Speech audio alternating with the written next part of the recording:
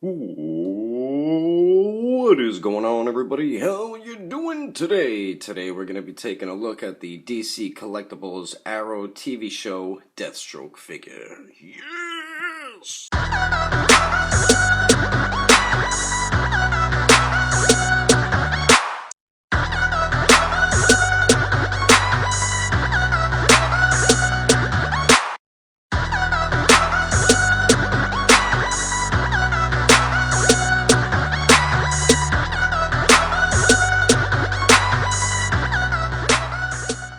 Alright, so what's going on, everybody? I got this figure in the mail while I was on vacation. I'm glad I ordered this figure. This is a really badass Deathstroke figure. Let me show you guys the packaging first, and we will get into the review of this figure.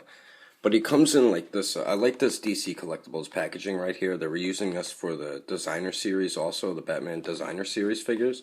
And I really like this packaging that they're using for it. But this is the front of it. Right here we get Arrow and Warning, blah blah at the bottom right there. On the side you get Deathstroke right there. Number 3, I guess this is the third figure in the Arrow series. The side of it, nothing much. And then the other side of it, you get a really badass looking picture of the Deathstroke figure. It says Arrow, Deathstroke, number 3, DC Collectibles. Nothing on the bottom. On the top right there says Arrow. Then the back of it right there says Arrow at the top, and then the other figures in this series. You get Arrow, of course, and then Black Canary, and then the Deathstroke, and then the suited up Arrow figure.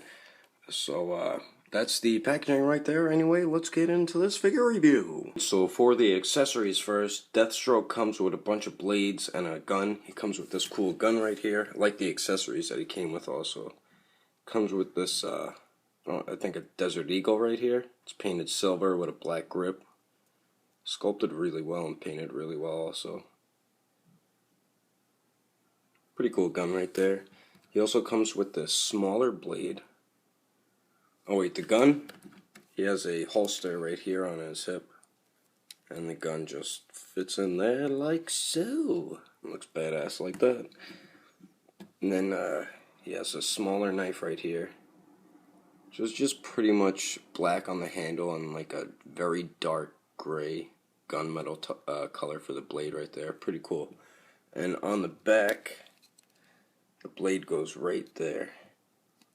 Whoops, sorry. So you just slide that in right there. And then you got his smaller blade right there. And then he also comes with a blade that's a little bit bigger, which looks pretty damn cool. It's got a black grip, and then it's got that same gunmetal type for the blade also. So pretty cool paint and sculpt right there. And this one goes in his left boot on the side of it. It's kind of hidden. It's right there. Just put it right there. That looks pretty cool. I really like how he has sheaths and holsters for all his weapons. And then you get his sword also.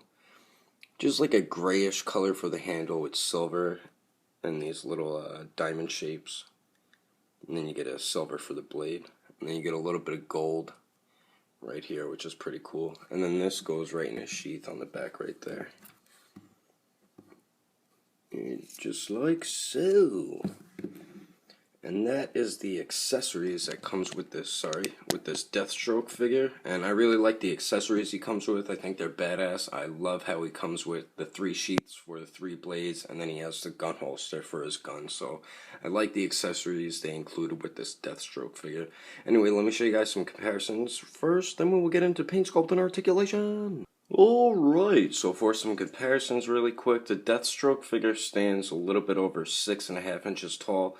Over here we have the McFarlane Walking Dead Rick Grimes, who's 5 inches tall. Over here we have the Marvel Legends Bleeding Edge Armor Iron Man, who's a little bit over 6 inches tall. As you can see, he's a little shorter.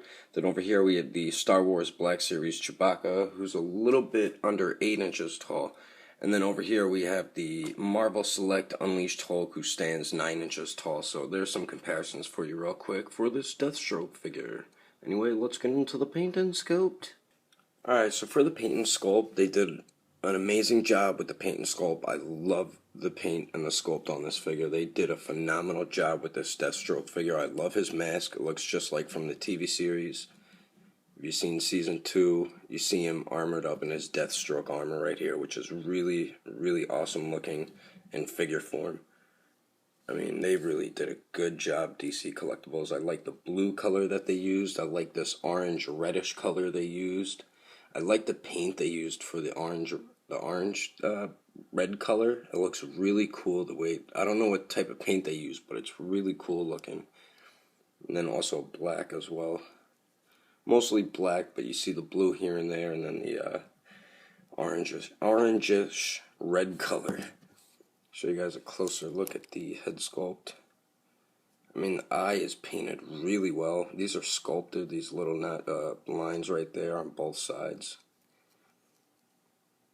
I mean, it looks really cool. It has this little thing right there, which is a gray color, just like in the TV series. I mean, they did a good job with this. It goes a little crooked right here. It's centered on the front at least, but then you go back and it looks a little crooked, but it doesn't really bother me. I mean, he's got like grenades or something over here, or I forgot what these are called. This is like a separate piece right here. Same with this part of the armor. It's like a separate piece. It's all connected to the belt buckle and the gun holster and all that. These, oh, they aren't connected. I thought they were connected to these. It would have hindered leg articulation. But, some of the pieces on them are like rubbery type. A rubbery type material. But it looks really badass. I like the blue that they used. See how like the paint is on the orange color? It looks really cool. I don't know what type of paint they use, but it looks really cool. I like the sheath. It has like straps kind of hanging down from it also. Really cool looking Deathstroke figure. Tell you the truth, I think I like this better than the Arkham Origins Deathstroke figure.